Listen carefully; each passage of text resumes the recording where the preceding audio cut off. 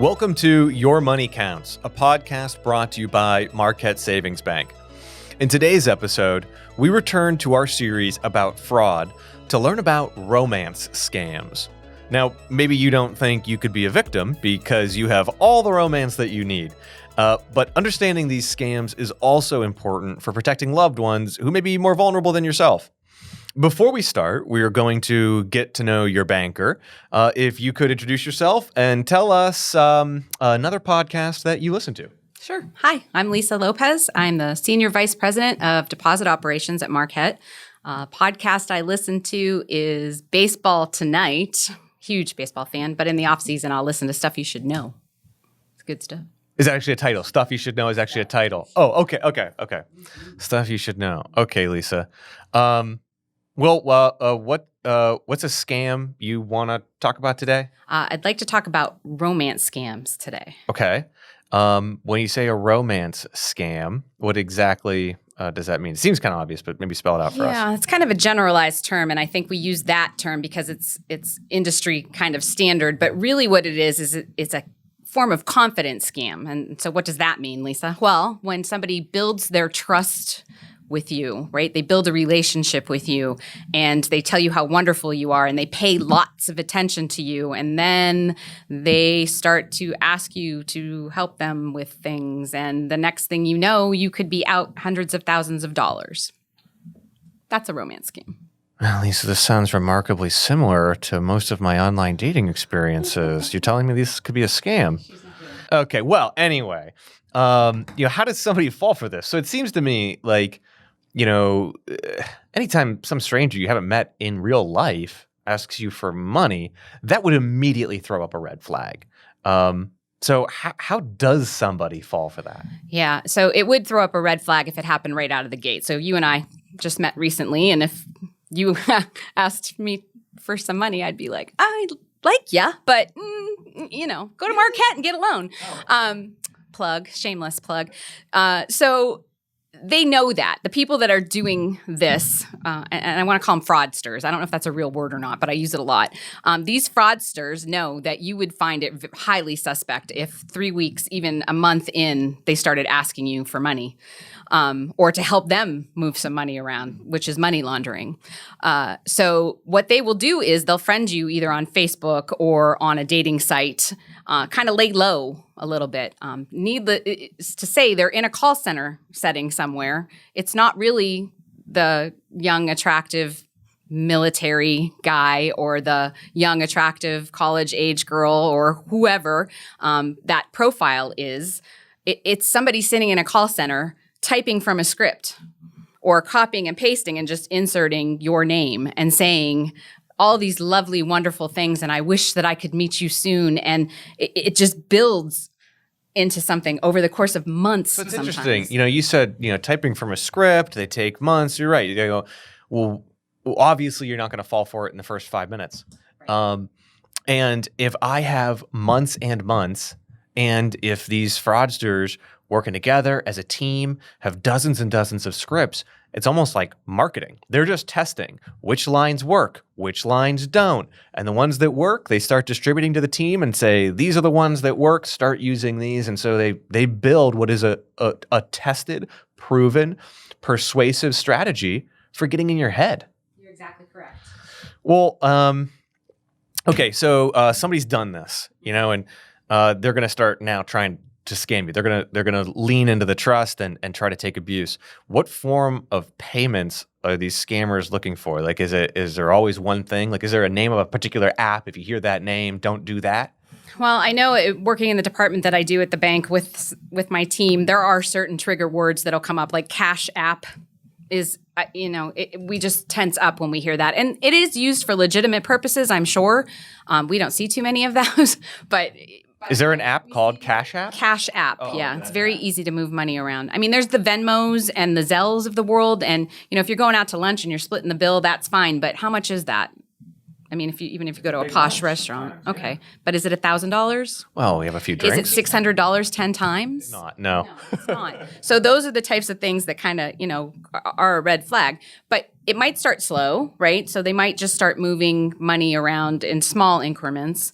And once they know, like you said, that, you've passed the gullibility test and there is such a thing, then they will start asking for larger amounts of money or sending you larger amounts of money. It could come via a wire transfer. I've been in banking for a long time. I've never personally sent a wire transfer. Usually that's a business type transaction. Yeah. So if somebody's asking you to wire money, there's a red flag. They'll send you a check, and it's always for a really round amount just under a certain threshold because they've done the research and they know which checks the banks look at.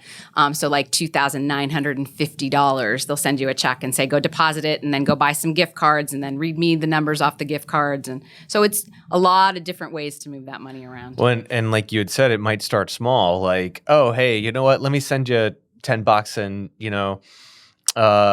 buy that ticket or do that thing. Get a gift card. Get yourself something nice. Go get a nice outfit for when I come to It's a gift, right? Exactly. So here's $10. It's a gift. Oh, I can't. Certainly, they're not, abusing me. That's a gift. But then later, there's an ask, and now it seems like reciprocity. Okay. No, that makes a lot of sense. So what are some giveaways? Like, you had said we look for like a big red flag, the word Cash App or a wire transfer. Somebody says, "Can you wire money?" What are the red flags? Like, let's go through a list of them that people can maybe keep in mind. Before they happen, of course, but maybe if they've heard them before. Well, so from my perspective, it's boyfriend never met in person, or girlfriend never met in person, or fiance. They've asked you to marry them. You've never met them in person, but as soon as they can get to you, they're going to sweep you off their feet. And oh, by the way, they're rich, and so all this stuff you're helping them with, you're going to get repaid. Medical treatments. I need help because I have a sick child, mother, or myself. I'm sick. I need help. It's an experimental drug. We'll get the money back if it works. No. That doesn't really happen. Military. I'm in the military. So those people are out there protecting us, and they're being used as a front for these scams because what are they? They're trustworthy. They're brave. We want to, oh my goodness, hold them in high esteem. We would never think that somebody in the military would scam us. Well, A, they're not in the military, and B, they're being scammed as well. So the number one sign, it sounds like, is you haven't met this person in real life. Correct. If you haven't met in person, nobody that you haven't met in person is going to ask you to do financial transactions on their behalf. Right. Well, let's suppose we didn't catch that in time. Or maybe we hear of a loved one who fell for this, right? Somebody listening to the podcast says, oh my gosh, that sounds like exactly what I've heard from ABC. I've got to go talk to them. If they fell for this, what do you do? It depends on how far you are in. My biggest concern when I deal with this and deal with the people who have been in it for a while is their emotional well-being, their mental well-being. Some of them that come to the realization have a real hard, oh my goodness, I can't believe I fell for this. I'm so stupid, or, I'm out all this money, because eventually when their funds run out, or when the funds you're allowed to keep run out or whatever, if they're profiling you and getting to know you, they might find out that you have some money put away for a vacation or retirement or your kid's school, and they're going to start tapping into that money. Oh, you know what? I'm not going to be able to send you this check. How about you just cover this one and then I'll pay you back? Now all of a sudden you're putting it on your credit card, getting a cash advance. You're in the hole. So by the time it gets to me and it's that far, or the banks and it's that far, not just me personally, because it's going on everywhere, there's not a whole lot that can be done except damage control. Honestly, you're out the money.